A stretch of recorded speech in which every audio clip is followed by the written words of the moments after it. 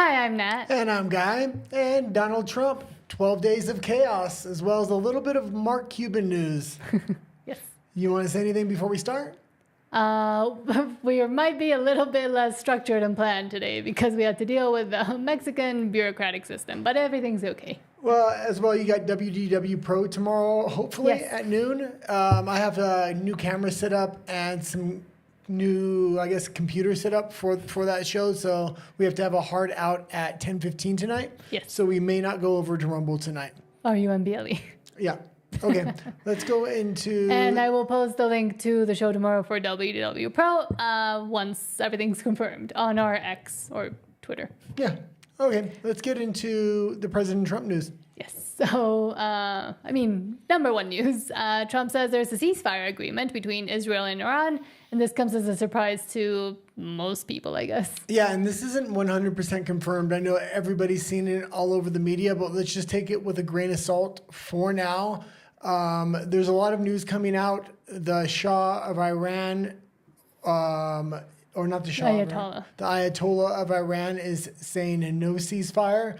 Supposedly, insiders from the administration through Alex Jones are saying the military turned on the Ayatollah of Iran, and they called the Pentagon personally, said they had agreed to the ceasefire. So it's going to be interesting whether it holds or not. The ceasefire hasn't actually started according to the terms. Supposedly, Iran can strike for another 6 hours. Israel can strike for another 12 hours.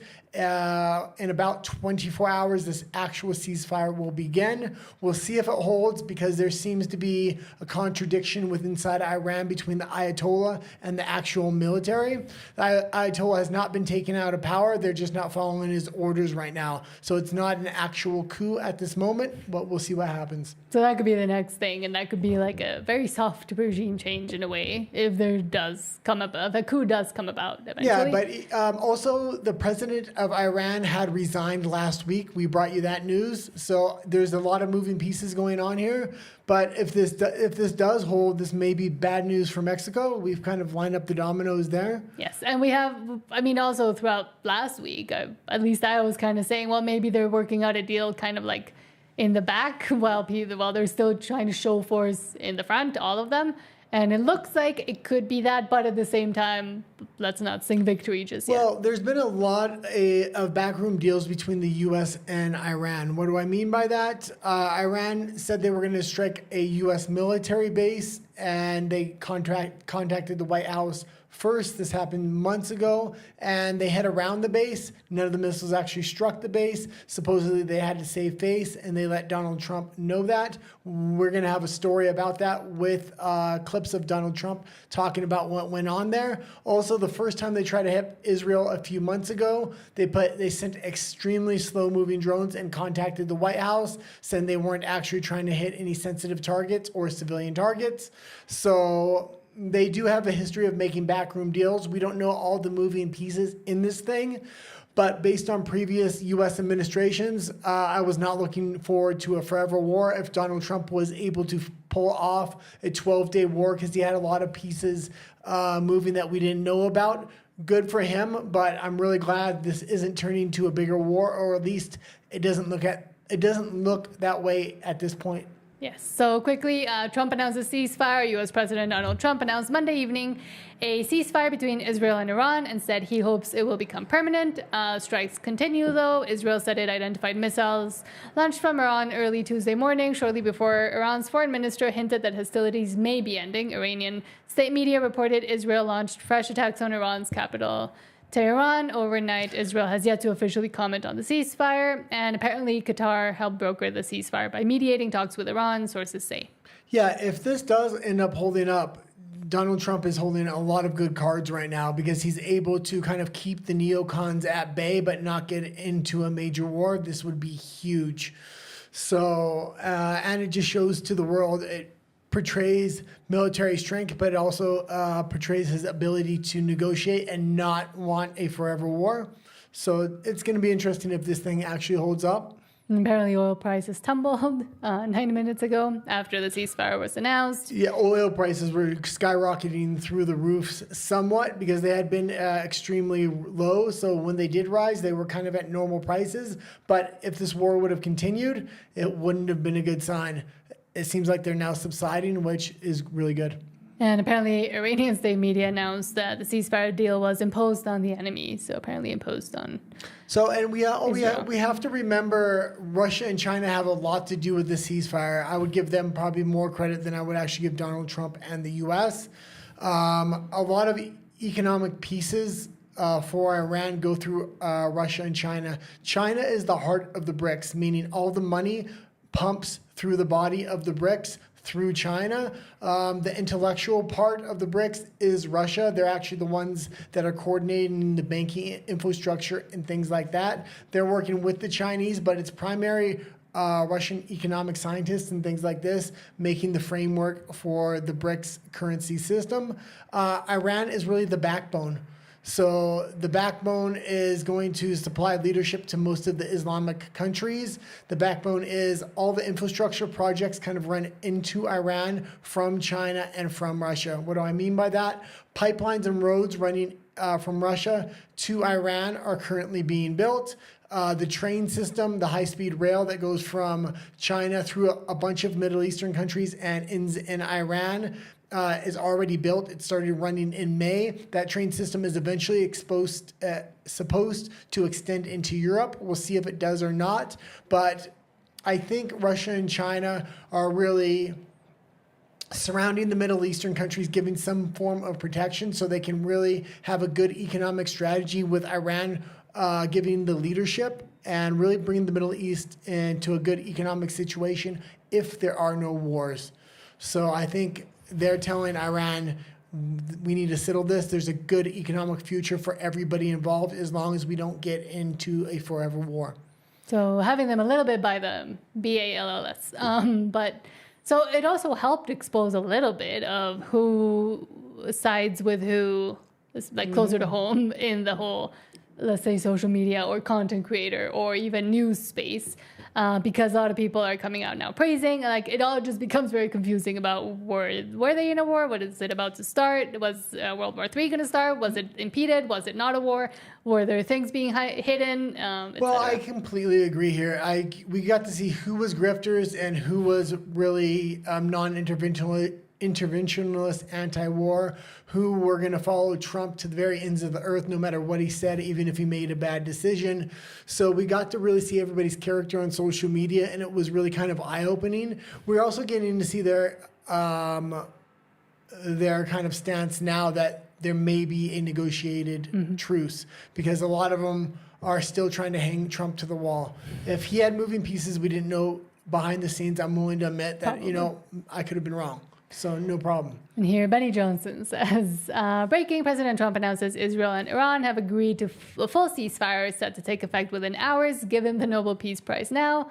Well, he was... Yes, but we also have to remember the narrative that was created on this Iran war. Nobody's kind of talking about this. I noticed it all over independent social media and mainstream media. And this was the talk of we shouldn't be at war with Iran. We should be at war with the cartels and Mexico. And they've been really lining up those dominoes. We've been talking about this story from even before the war with Iran. The war with Iran was probably the critical domino where the grassroots were kind of demanding not to have a war with Iran, but to focus on Mexico and the cartels. This gives Trump not the final piece, but he's getting everything kind of in line to have enough pressure on the Mexican government now if they turn their attention towards Mexico to say you need to let the U.S. military in or we're going to come in on our own. And he can use the precedent of Iran. Which we wouldn't want because this is where we live. But either way, I mean, lots of moving parts still. I mean, it still hasn't been the full 12, 24 hours upon which now they're supposed to stop. There's still people. There's still moving parts in Iran and Israel kind of not fully having said much other than what Trump came out and announced. So again, could it be smoke and mirrors again? Yeah, well, I mean, we'll have to see. Also, what's going on in Ukraine, the tides are really turning.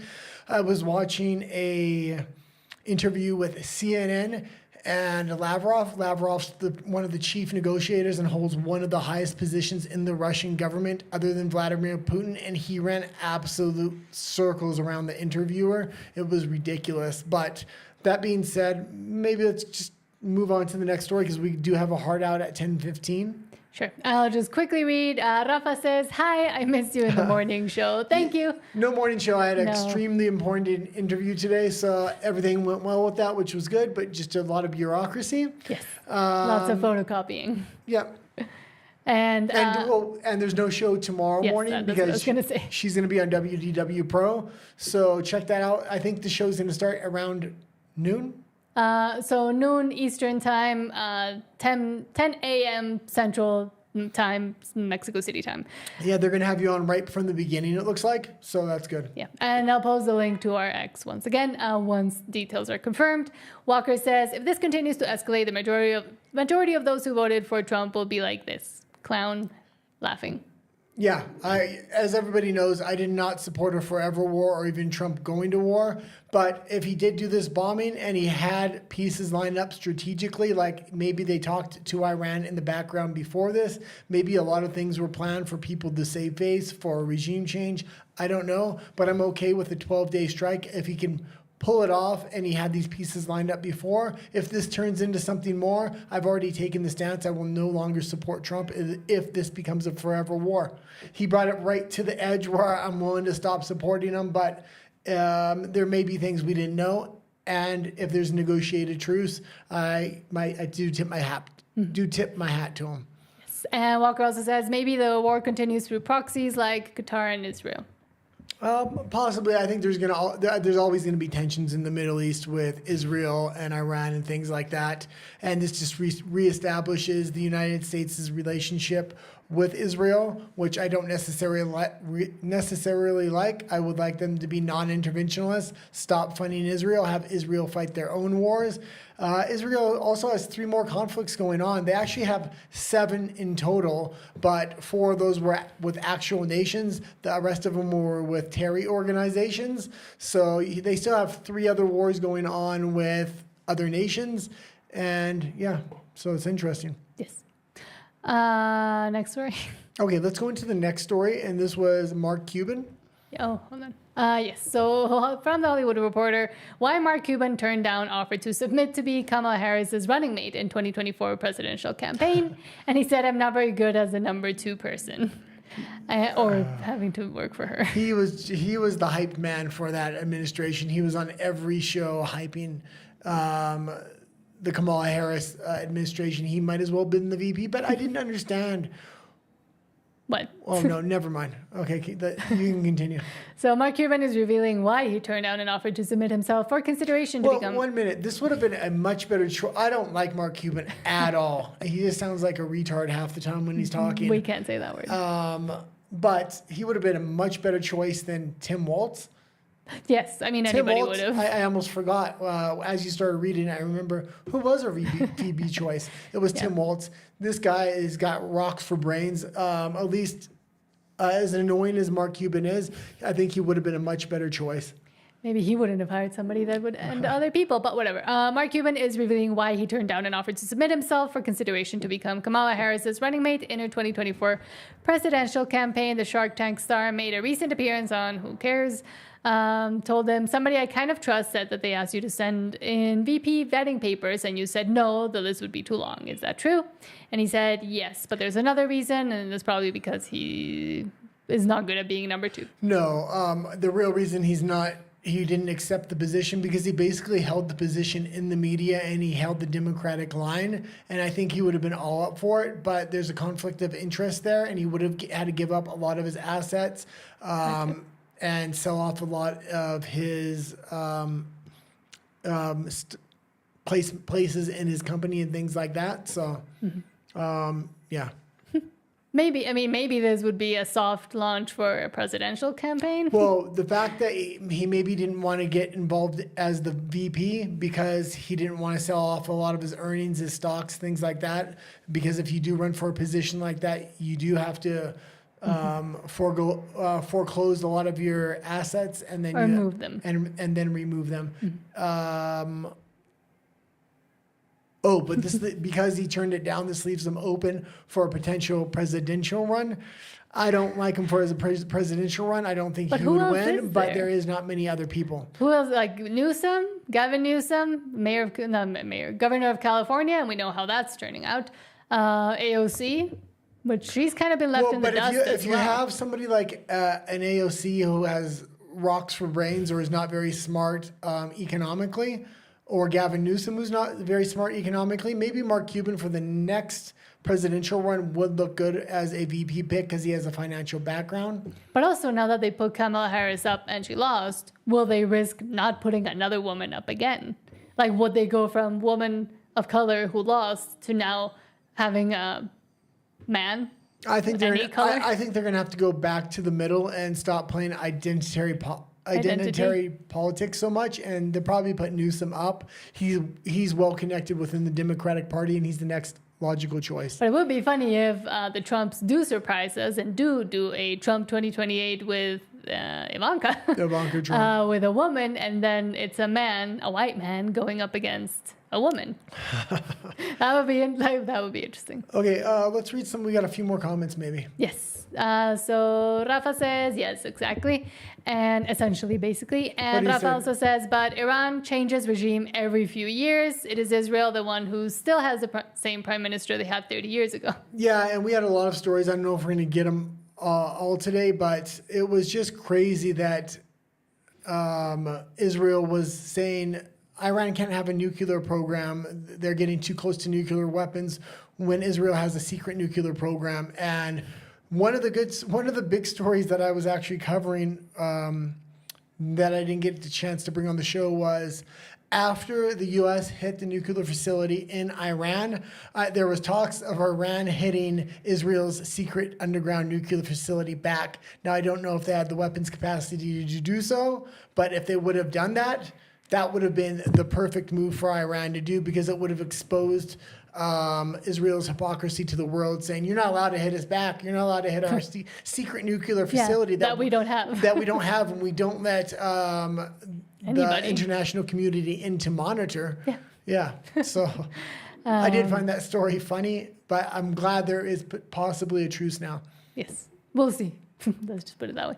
But moving on, but not really, to apparently, and I found this interesting and you put this out, but apparently young Italian women are now joining their French counterparts in buying pet pigs. I want one. So men from a certain religion will leave them alone when they go out.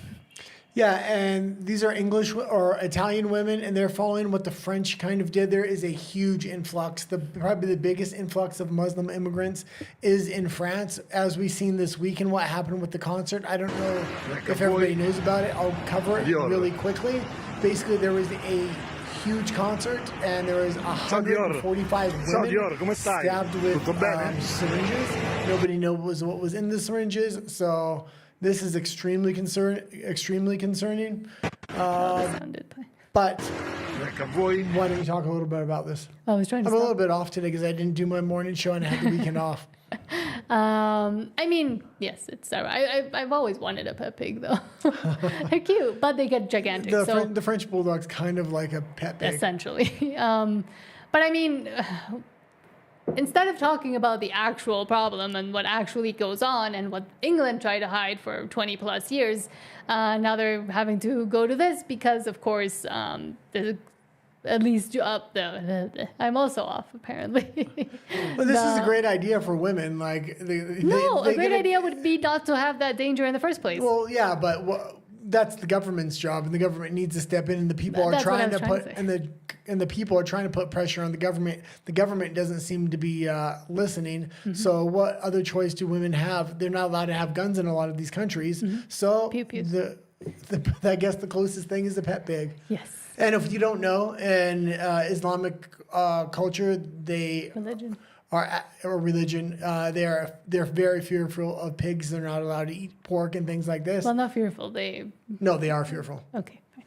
So, and dogs as well. They're extremely fearful of dogs. That's why the U.S. military uses dogs in interrogations for them. They're not allowed to have dogs inside of their house. Yeah, so they never become accustomed to dogs. Interesting. Yeah. Okay. But maybe you know more than I do. I don't. That's why I said you go. And then you put this story up, but I didn't really know what it meant. Oh, I didn't know about this either, but I had seen it and it seemed very interesting. So I kind of meant to read it on the morning show. Usually I grab articles for the morning, we read it together. I give my instant reaction. On the night show, I'm a little bit more fleshed out, but we had that appointment today. I never had a chance to read this. So why don't we read a little bit of it together? So, Connecticut man whose parents were kidnapped after 245 million Bitcoin theft pleads guilty to federal charges. And from what I understand, I think he kidnapped his own parents. Which is nuts, but let's read it. So a Connecticut man whose parents were kidnapped after he took part in a 245 million Bitcoin theft has pled guilty to fraud and money laundering conspiracy charges and has agreed to testify against his co-defendants, according to court documents unsealed this week. Veer Chittal, 19, from Danbury, Connecticut, was one of the 3 men charged with stealing 4,100 Bitcoins from a victim in Washington, D.C. in an elaborate online scam last August. The trio lived large after the heist, spending millions of dollars on cash, jewelry, rental mansions, and nightclub parties.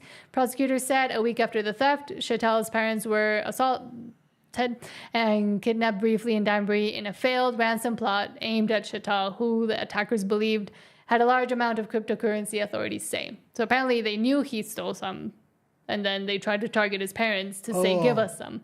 Oh, I see. Chittal's criminal case was unsealed Monday in federal court in Washington, revealing his guilty pleas in November and his agreement to cooperate with federal authorities, etc. Stole around. Okay, so at least he didn't kidnap his parents. His own parents. I kind of, because I skimmed through it, that's what I had thought, but it's good to see that he didn't, because that would be just a shameful act. Yes. Okay, let's go into the next story if we can. So from the Globe and Mail, Canada, which we're no longer living in, Canada prepare for a decade of thrift and lower living standards. I think they were already preparing for it. Yeah, and a lot of Canadian media is now talking about this article, so I grabbed this article so again we could read it together, but I have a complimentary article after this one that goes with it, yeah. Yes, so says, we are poorer than we think. Canadians running their retirement numbers are shining light in the dark corners of household finances. This is by John Turley Ewart. In this country, the sums leave many anxious, fearful, and sad about their finances. According to kind of skip ahead a little bit. 52% of us worry a lot about our personal finances. 50% feel frustrated. 47% feel emotionally drained, and 43% feel depressed. The federal government was elected this spring, promising to mitigate the threat of U.S. President Donald Trump's tariff war and implement a transformative economic agenda. If it succeeds, the effects will be felt in the medium to long term.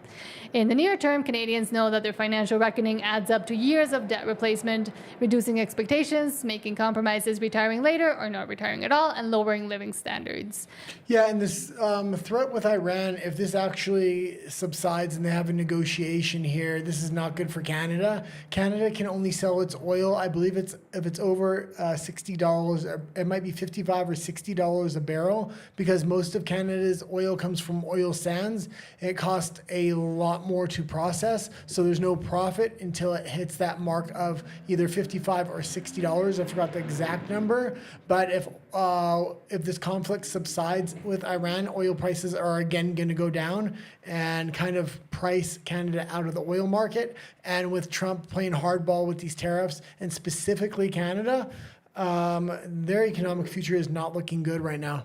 And the thing that a lot of people don't know is that Canada's debt to household disposable income has bumped up against nearly 200% for years now, putting Canada in first place among G7 countries of debt. Canada's 185%. The average for all G7 countries is 125%, according to statistics. And essentially, it's going to get worse. Yeah. Okay, let's go into the next story, and we'll talk a little bit more about some of the points I have as it relates to the next story. So in a new poll coming from Table Salt 13, 40% of Canadian renters are now foregoing food to afford rent. So they're not eating so they can pay their rent. Yeah, and the dollar store in Canada used to sell, only had a little bit of food in it. Now, right before we left, this was a year ago, that thing was like a grocery store. The main items they were selling was food. People couldn't afford food in Canada. Food is extremely expensive in Canada. We've kind of covered meat prices on the show here, but vegetable prices as well are extremely high. It's really hitting Canadians hard. The housing market is starting to collapse. People are going to start losing their homes en masse. The problem the Canadian government says is they need to build more homes. They don't need to build more homes because there's more homes on the market right now than Canada's ever had. The problem is those homes are overvalued and people can't afford them. And also, like before we left, even like a year or two before we left, food banks in Canada, which are usually for people that really need access to food and they get food either for free or very reduced prices. At food banks, it's usually for free. They were saying that they could no longer serve the communities that they used to serve, usually people that were living on the streets, etc., that were really going on hard times because there were so many people that were not fully, as bad as the people they usually serve. They weren't doing as bad, but they just couldn't afford food. A lot of students that were going to food banks and a lot of just used to be kind of middle class-ish people were now having to access food banks as well. So a lot of their supplies and a lot of the help that they were able to give before, they were no longer able to give because there were so many people asking for it. Well, and people don't realize what's actually going on in Canada. They're slowly being squeezed into a box, literally. The housing units they build in Canada aren't two-bedroom apartments. They're these just one-room apartments now. Studio apartments. And if you do have a two-bedroom, they're squeezing 15 students in there and using curtains to divide the walls. That being said, when we did move to Mexico, I was shocked on how big apartments are here. Because I was used to the size of apartments in Canada. When I used to live in the United States, I had lived in houses, and then I moved to Canada, and my friends would be like, I bought a house. Do you want to come see it? And when they say house in Canada, they actually mean condo. And when they say condo, they actually mean extremely small condo. The Mexican apartments are built for families, pretty much, a lot of them anyway. Yes, like what would be equivalent in Canada to like Mexico-ish, pricing-wise, etc., is completely different, even with the inflated prices that there already is in Mexico and Mexico City. But it's not only students that are now having to divide the rooms into like using curtains or whatever they can find. It's just regular people. I found this article today, just scrolled by it, from a Vancouver magazine saying desperate Vancouver renters are sharing rooms divided by curtains, but it's not the typical people like students and etc. Like here, there's a woman that says, I sleep beside my 9-year-old home. And it was funny because she says, further down, she said that she couldn't even have friends over. She couldn't, there's no way for her to afford to have a separate bedroom for her kids. And then she said, my curtain would probably say, you're 44, go find a man who can help with rent. She laughed. Well, and also they're starting to move Canadians into container homes, or at least older Canadians that are on social services and stuff like that. They're building container home units, basically one old person per container home. And this is their idea of the future of Canada. Yes, it's and craziness. Just having to live with curtains dividing your. And there's there's nothing that really is looking up for Canada right now is the issue. Yeah. When I was looking at the GDP per capita, Canada was the lowest of the G20. Surprisingly, Mexico was the second highest after, I believe it was Turkey. Or at least on that graph. So I'm not sure if it was exactly the G20, but Mexico's future was looking bright. Economically, anyway. Yeah, I mean, until they mess it up. Mexico might have a lot more poor people overall. They have poor, Poverty. middle class, and wealthy.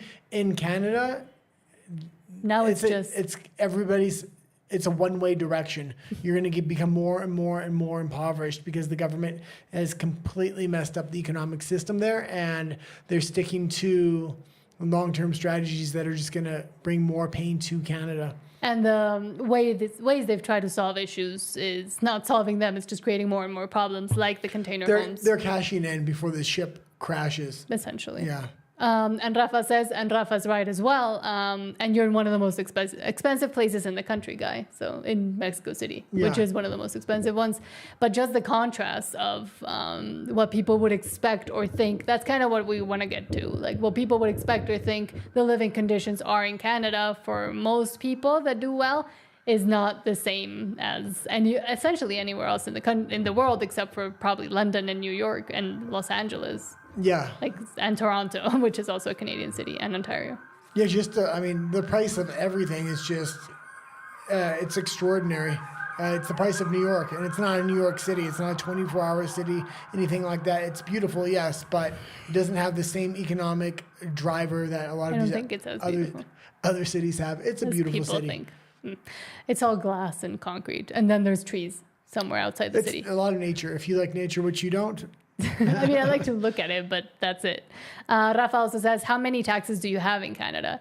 Taxes? Yeah, it's per province. So you can pay up. It depends what tax bracket you're in, but in the upper tax brackets, which is like if you're 150 to 200,000. Now I didn't make that much, but I did have friends that did. You can pay up to 70% taxes. It's going to be 50% right off the top, and then the other 20% comes in incidental taxes like your GST, your PST, your taxes for your car, your taxes for your house, your homeowners insurance. So you end up paying almost 70% taxes. A lot of people just when you're well off. And I mean, I remember. But 50% is pretty normal for the average middle class person to pay. Yeah. And I mean, even for people that are not middle class like I was when I was there, I mean, I paid 27% tax, and provincial and then federal as well. And the government just spends it on frivolous shit, and they're giving it to Ukraine and they're giving it to every other country, but they're not spending it on the people within that country. It's the people's money, especially at the point the government's taking more than half of your check.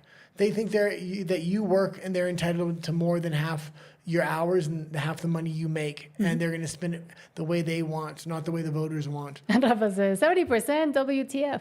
Yeah, it's crazy. And that's like compounding the incidental taxes as well. Yeah, so that's you end up paying incidental tax plus regular tax, but 50% is regular tax. And if you own a home or sell a home or buy a home, there's more. Like that's where all those numbers come in, but it ends up being around that if you want to have some sort of life, which is impossible, but not for everybody, because we've kind of shown and talked about this before, but just to bring it up again, Ryan Gertison says, come to Canada as a refugee, stay for the free $82,000 per year, tax-free. We've known this for a while now. It's also likely gone up, but now people are sharing it to inform others how to abuse the system.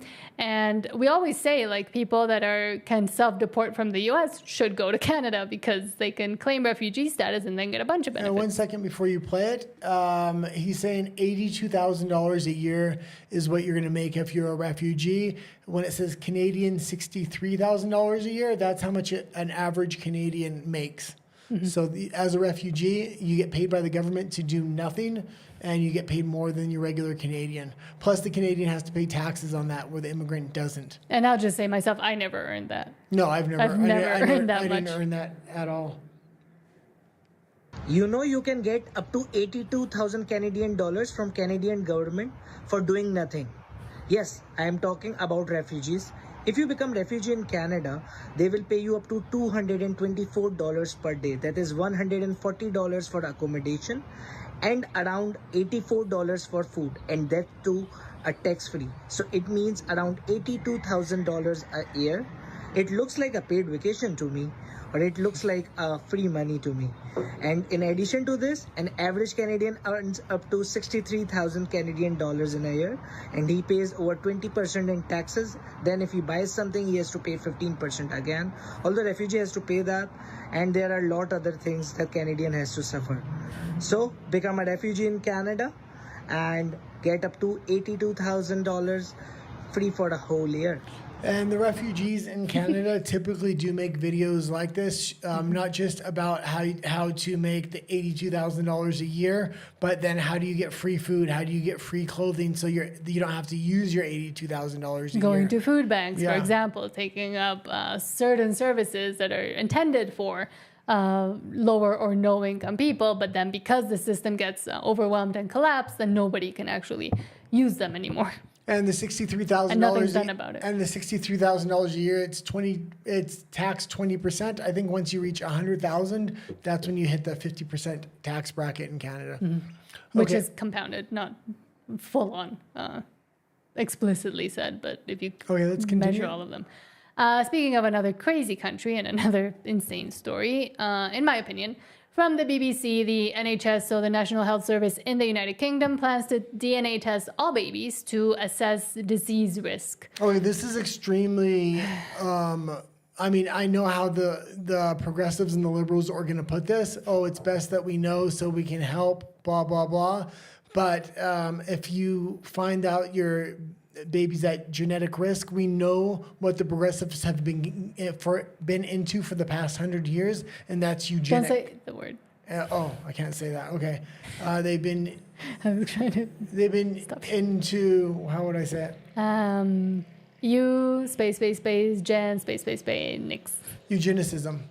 So that's a different word. Is that a different word? Anyway, they've been into that. There were times where they pushed it extremely far, and then there was a pushback in the early 1900s and things like this. I mean, essentially, just Google Margaret Sanger and what the actual purposes of Planned Parenthood was. Yeah. Now with this, if they can pass this, they're going to start bringing in all kinds of crazy things. Oh, are you sure you want to have your baby? They already do. Should we euthanize the baby after it's already born? Things like this. And I talk about this a lot, and this is one of the reasons why I am very against IVF or in vitro fertilization or any kind of assisted reproductive technology, especially nowadays, now that it's changed so much. But in the UK, every newborn baby in England will have their DNA mapped to assess the risk of hundreds of diseases under NHS plans for the next 10 years. The scheme, first reported by Daily Telegraph, is part of a government drive towards predicting and preventing illness, which will also see $650 million invested in DNA research. 1 second. And you got to think this is a big pharma scheme working with the government. They're going to genetically test these babies, said they're at risk for this, and this. If you don't put these babies on this medication for the rest of their life, you're neglecting your child and you're having child abuse. We can throw you in prison and take your child from you. It's not a far stretch when we look what happened in Canada with pronouns and things like this. Parents were being stripped from their kids because they weren't using the correct pronouns, and they were saying they were neglecting their children and abusing their children by not using certain pronouns. So apparently, Health Secretary Wes Streeting said gene technology would enable the health service to leapfrog disease, so we're in front of it rather than reacting to it. The government's 10-year plan for the NHS, which is set to be revealed over the coming few weeks, is aimed at easing pressure on services because the NHS, or the free, which is paid by taxes, healthcare system in the UK, same as in Canada, is completely collapsed because they can't keep up. Importing a lot of people too. This should be voluntary. If parents want to do this, then they can do it. If people want to do it, then they can do it to themselves. But this should not be a mandatory policy enforced by the government, because there's too many. It's a slippery slope where the government wants to take this after. Not just that, but it's also, I mean, even when the parents do decide to do gene testing, there is a lot of ethical questions that are raised and can be raised and that I talk about all the time. For example, what happens with babies that could live and could, live a relatively normal life, except for, I don't know, a limb is missing, or they have Down syndrome, or there's some other thing that is livable through, like it's not a complete end of life sentence, but it's still not a perfect little baby. What does it mean when humans, people, regular normal people, can choose and pick who lives and who has to be terminated, who has to be ended because there's something wrong with them? Where do we get to in this whole pursuit of perfection, especially with babies and young children? And this is where the big conflict between abortion and IVF kind of lies, where during IVF there's a lot of genetic testing done and you only select the few that are actually maybe able to even get to the goal, but then you're also throwing away or freezing and eventually throwing away a bunch of other already fertilized embryos that, could be a child or could and essentially do have a life in some way. But I also wanted to just quickly mention This is from a while ago, but in Iceland, almost all diagnosed Down syndrome pregnancies are aborted after prenatal testing. Some bioethics experts are concerned because, once again, it's essentially culling the species to get the strongest ones and not the natural process. And where does the value of life lie when we can pick and choose who lives and who essentially has to be terminated? Yeah. So, yeah. And wait, let's just maybe talk a little bit more about this. Right now, they're trying to have, can we say abortion? Said it quite a bit. Right now, they're advocating for abortion up to birth, but they're also in certain states like California and Canada trying to advocate for abortion after birth. And a lot of people don't know this. What's the word for it again? Which one? After birth abortions? Late term? No. They call them late term. No, there's a specific name for it, but Pre-life. basically what they'll have if they think there's a defect or something wrong with the child, as it's already the lady's already given birth, the doctor will consult with the mother, and then they'll kill the baby while it's on the table already alive. They'll end the baby, yes. And Rafa says, not sure if you missed my recommendation, but I'm sure Guy will love those videos if he hasn't seen them yet. I don't know if there was another chat before that, because which recommendation, but thank you. If you type it again, I'll read it out. Yeah. Okay, let's continue on here.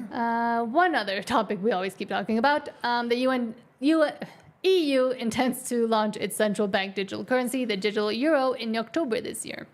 The European Central Bank head, Christine Lagarde, it is piloted on a fairly large scale in China, where it is of use and of service to all citizens and to the government especially. So it's not something that's good for the elite or is good for the young or is good for some versus others. If it is well done, if it is well implemented, it would be of service to all citizens. No, it gives the government complete control over the citizens, and it strips them from what little financial freedom they have. Mm-hmm. So...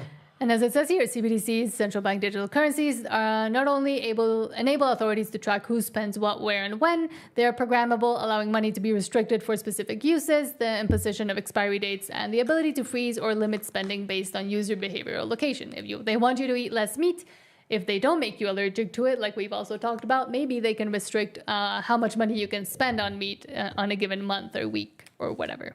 Do you want to listen to her? Yeah. Many people are a little worried about what will happen to them with the digital euro. Can you encourage them? Why is the digital euro good for people like you and me? A digital currency where it has been piloted, and there is only one which is clearly now launched in a very small country, but it is piloted on a fairly large scale in China, is of use and of service to all citizens. So it is not something that is good for the elite or is good for the young or is good for some versus others. Yeah, it's... Oh, well, why is the regular currency they currently have not good? Because it's ready to collapse, that's why. If it is well done and if it is well implemented, it would be of service to all citizens. Many people...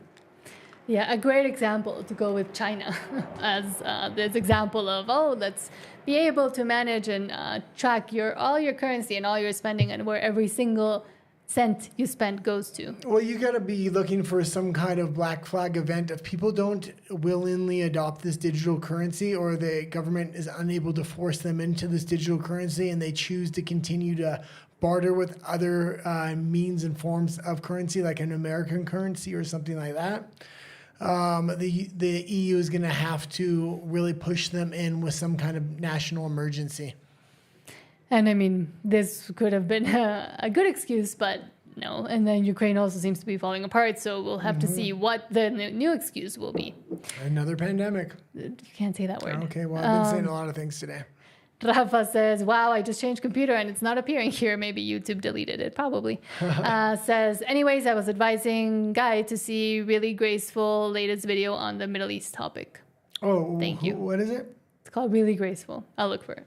Okay, I'll take a screenshot here on my phone. Okay, thank you, Rafa. Okay, let's continue on to the FBI director. Yeah, let's go to LA. So breaking from Nick Sortor. FBI Deputy Director Dan Bongino just announced over 700 arrests have been made so far related to the anti-ICE riots in Los Angeles and nationwide. Said, "We are not done. I told you we would not forget. I wasn't kidding. We are pouring through data in pursuit of more bad actors." Comes after the announcement that the FBI is teaming with the IRS to track down those who are funding the riots. And did it say they made 700 arrests? Yes. Okay. More. Yeah, this is very important that they're doing this. Why? Because they're scheduling more No Kings protests on the 4th of July, which I think they're planning to get more violent because they're going to have counter protesters out for natural 4th of July celebrations. Mm-hmm. So you have a much higher risk of conflict. So you need to try to get rid of all of the worst elements of this, the people that were violent in the first protest. If they can get rid of those few bad apples, there's quite a few bad apples, but if they can get rid of like 700, that's quite a bit. You dramatically reduce the chance for violence in the next protest. Yes, and essentially those would be the ones that are getting paid anyway. So if they're already investigating into who's doing the payments, and there's two guys, one called Nick Shirley and one called, I believe, Nate Friedman, if I'm remembering correctly. I don't agree with their positions in a lot of things, but they have been investigating and looking into protesters that appear at all these different protests for climate, for Ukraine, for Palestine, for against deportations, against ICE, etc. And they have been tracking them down and being able to find what organizations they actually work for and how they're actually getting paid and who's paying them. So it is interesting to see and good to see that at least somebody is looking into the fact that a lot of these the people that escalate the most and that turn aggressive and violent are usually the ones that are getting paid to do so. So if you eliminate those, or if you arrest those, if you arrest those, then maybe, peaceful protest and speaking your mind, freedom of speech, etc. Okay, let's go into what's next here. And this one is actually pretty good. I had put this in before the possible peace negotiations, but there was a lot of people talking about impeaching Trump because he didn't have the right to strike Iran. Now, although I didn't agree with this escalating war in Iran, and I hope it doesn't turn into a broader war, we do have to realize every president before him, or a large portion, didn't ask Congress for strikes. So let's watch this. These are the countries. Read it first. So here's a list of countries and the number of airstrikes Obama ordered in his final year in office. The 496 strikes against Libya were not approved by Congress. The end. Okay, let's play it. That Obama bombed in his final year of office. Syria, 12,192 times.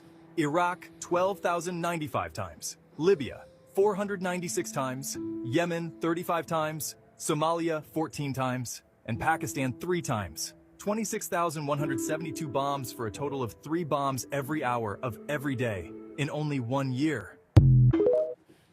And a lot of people don't know how much destruction Obama actually brought worldwide and how many strikes he was ordering. He was doing it on a very frequent basis, but because there was no actual declared war at the time, people think he was a peacetime president, and it's completely untrue. There's American citizens he was drone striking and things like that as well in Syria, I believe.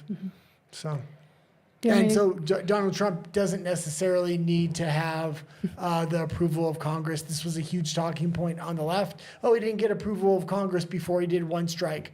Okay, I understand it was a big strike, but Obama did all those. If it's good for one, I guess it's good for the other. Yeah. If you're Mexican, you'll understand the phrase El PRI robó más. Essentially the same thing. So the other political party stole more. That's what Morena always says to everybody. Do you want me to go to the Trump told Fox News? Yeah. Okay. So I wasn't sure if it's still relevant, but from Lord Beadle. Yeah, this was very relevant, and I was talking about this in the beginning of the show. Do you want me to read into it or just listen to it? Why don't you read it? So, 1, Iran's nuclear facilities were evacuated and equipment moved out days in advance, kind of what we said.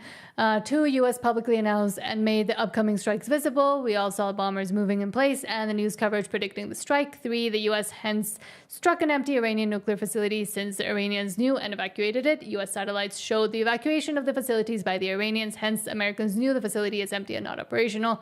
U.S. and Iran held secret talks in Oman days before. No one knows what was agreed upon. Trump essentially explained that such a deal was done previously. We'll watch the video. The only logical conclusion is that Iran and the USA made a secret deal to end the war, striking empty facilities. Iran retaliates but misses, and that's kind of what we said. Okay, Off the top. Well, let's play this. Yeah, Iran and the U.S. have made a lot of backroom deals, but did outward strikes previous to this main nuclear strike that Trump had done. So we don't know what was really going on here. That's Nuclear facility strike. Yeah. Before you go too far, would have never happened with me. I had Iran in check. Do you know, we hit them very hard for something that they did, and they had to hit back. They feel they have to do that, and I understand that. Do you know they called me to tell me we're going to hit a certain location, but we're not going to hit it. It's going to be outside of the perimeters. Who called you? Iran called me. Iran called for me. And they let us know, and we had 16 missiles went off. I believe it was 16. 6 or 7 failed in the air. When was this? This was prior to the attack on a fort that we had where they hit back. Do you remember when they sent 18 missiles or 16 missiles? 5 failed. They let us know, don't move. We're going to have to hit you back. Psychologically, we have to do that because we hit them on something. You remember.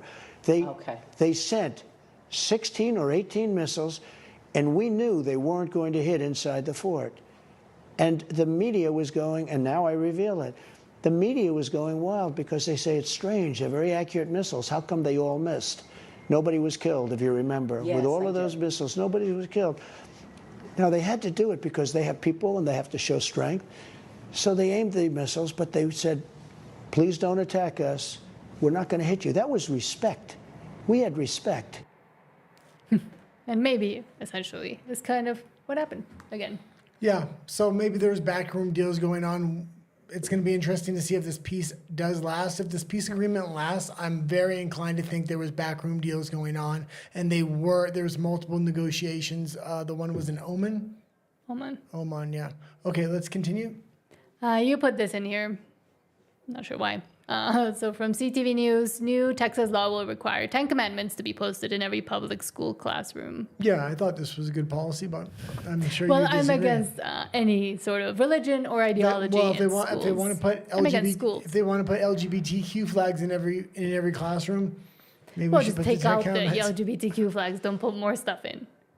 But they're not going to take them down, so might as well Well, in fight Texas, fire I with believe fire. they did have to, but in my opinion, any sort of ideology, I'll call it, should be taught about, should be understood, but should not be followed or, indoctrinated into children. Okay. Except by their parents. Why if don't they we want to. read a little bit about it? Okay, so Austin, Texas. Texas will require all public school classrooms to display the 10 Commandments under a new law that will make the state the nation's largest to attempt to impose such a mandate. The bill, which was signed into law by Governor Greg Abbott, is expected to draw a legal challenge from critics who consider it an unconstitutional violation of the separation of church and state. Yes, but the separation of, LGBTQ and state has not been, taken into account. A similar law in Louisiana was blocked when a federal appeals court ruled Friday that it was unconstitutional. Arkansas also has a similar law that has been challenged in federal court. The Texas measure easily passed the Republican-controlled state House and Senate in the legislative session that ended June 2nd. The focus of this bill is to look at what is historically important to our nation educationally and judicially. And I do agree that, the 10 Commandments essentially makes sense. Okay, It's essentially how most people live. Let's actually talk what's going on in the United States, and a lot of people might not know what's kind of going on and what's going on in the UK. We've kind of talked about the UK and Sharia law taking precedence there. Muslims are coming in mass in certain communities, voting as a community, as a bloc, so they can then bring Sharia law into those communities. Mm-hmm. The Christian right is also now learning from this and saying we can't let this happen in the United States, and they're saying that they're going to start voting people into the legislation, and they can slowly change the democracy and its structure to get Christianity back into government. It used to actually be in government. There wasn't always a separation of church and state in the United States, so the Christian right, it wasn't there in the beginning. I believe it was Jefferson brought it in. Fine. What? Yes. It wasn't always there. But it was seen as a separate thing. No, not in the beginning, not in the founding of the country. Okay, continue. Anyway, the Christian right now is the primary faction within the right in the United States that's kind of leverage to take power right now. If they do manage to take power and then use their voting power to actually change laws and the structure of government, they can potentially do a lot more stuff like this. I still believe in the separation of church, state, and ideology and state. And it's just state by itself. Yeah, I'm not as sure as I used to be, because I used to like the idea of the separation of church and state, but with the United States losing a lot of its basic moral fabric and things like this, we've seen LGBTQ, a lot of different ideology come in there and really deteriorate the core foundation and the group identity of the United States. But again, that's bringing in ideology into school. This would also be bringing in ideology into school. I'm saying just let parents teach not everything or anything they want to their children, but within a child's, capabilities to understand and to act upon or not act upon things. Leave it up to the parents. You have a fragmenting of the American mind into so many subgroups and intersectionality and everything like that. They no longer have a group identity. They used to have a group identity when Christianity was that group identity. So maybe, if they don't find a group identity soon, the country could crumble. They have to stop hating being American. That is the identity. That a lot of them that it did work for a long time, mostly peacefully and okay during the 80s and 90s. I mean, there was quite a bit more patriotism, and then it became fragmented identitarian, and it essentially devolved into the identity now of the U.S. is to hate the country that they're in, be it positively or negatively. But nobody likes it. Okay. And we got one more story for the day. Sorry we went through everything kind of quick. We had a hard out at 10:15 because I have to sit up for tomorrow WDW Pro tomorrow, as well as... If I do go on. We had the weekend off. So Monday is usually that... I have trouble speaking on Monday because I had a couple days off and I didn't do my morning show. So I do feel a little bit off today. Yes. So from Wide Awake Media, again, English football legend Matt Letizia hits the nail on the head. The people that we've put in power, I think they're under orders to actually destroy this country. Do you want to watch it or for me to read it? Okay. Which is Labour now. And this is in the UK. Yes, in the UK. Think someone has more power and controls the Prime Minister? I would be very surprised if there wasn't higher power. I mean, we all know the funding that these parties need to keep going. So the people that are funding these parties have undue influence over our MPs, I think. It's getting worse because the people that we've put in power, I think they are under orders to actually destroy this country. Who would want to make this country worse? People who like to have control over human beings, psychopaths. And I think if they destroy the country enough, there'll be people begging for help from their government. And I think that's probably when you'll see initiatives like the central bank digital currencies being thrust upon the population as the way to save us, because people won't accept those kind of things under normal circumstances. Yet in times of emergencies, people will accept all sorts of nonsense, as we saw in 2020. So do you think someone has... Yes, and this is essentially what we keep saying and hammering over and over again. And this is what I was kind of saying with the digital currency just a moment ago. Yeah. If people don't accept them naturally, they're going to force it upon the people. Mm-hmm. And also, I think... if you're from Latin America or any other country that is not Canada, the US, the UK, etc., we always, or at least we used to look at these countries like, at least Canada, for example. They have it better, they have solved a lot of things, it's working, they have free healthcare, etc. And a point that you brought up a long time ago to me, and that actually made me go, okay, that's a good way to explain it, is to say bigger countries have just figured out a better way to hide their corruption, but they're actually way more corrupt and rotten to the core, because at least in most countries, we recognize and know how kind of corrupt, at least have an idea of how corrupt the government is, but many others in many other countries that are better, as people say, like Canada, have just kind of learned to, number one, accept it, but number two, not see it anymore, because they've hid it so well. But it's just, they're more corrupt, not less. Yeah, and this is obviously planned destruction of these Western countries, and you're like, why would this be a planned destruction? Well, either they want to hand over power to China and the global South, or they want to take control of their own nation states and things like this. Mm-hmm. If there is we're looking in Australia, Canada, the UK, the EU, and it was the United States under Biden, but Trump has seemingly taken it in another direction. But all these Western countries are having a controlled destruction. Mm-hmm. This would allow major corporations, the government, to really consolidate power. Everything would financially fall off the map, then they can buy up housing, businesses, natural resources for very cheap within the country. Yeah, so essentially a controlled consolidation instead. Yeah. It has started Really pouring rain. outside. It's been that Okay. way for like Well, that's it for- essentially all weekend. But That's it for- Rafa says, I have several meetings, but I'll try to watch you tomorrow on the WDW Pro Show. Thank you so much. And yes, I'll post the link if and when confirmation starts. But thank you so much for being here, even though we were a little bit scatterbrained today. Yeah. Oh God, I was really off today. This really shows how much actual planning we do normally, I hope. But also, I was And how just thinking, we differently. do 3 shows a day. We do 3 shows a day. So the fact that I still feel rusty at times. Wow. Yes. Still Okay. happens. But thank you so much for being here. Don't forget to like and subscribe. Hopefully tomorrow will be a bit better. But thank you so much to Rafa, Walker, and everybody else. And we'll see you tomorrow. Have a good night. You can turn it off now.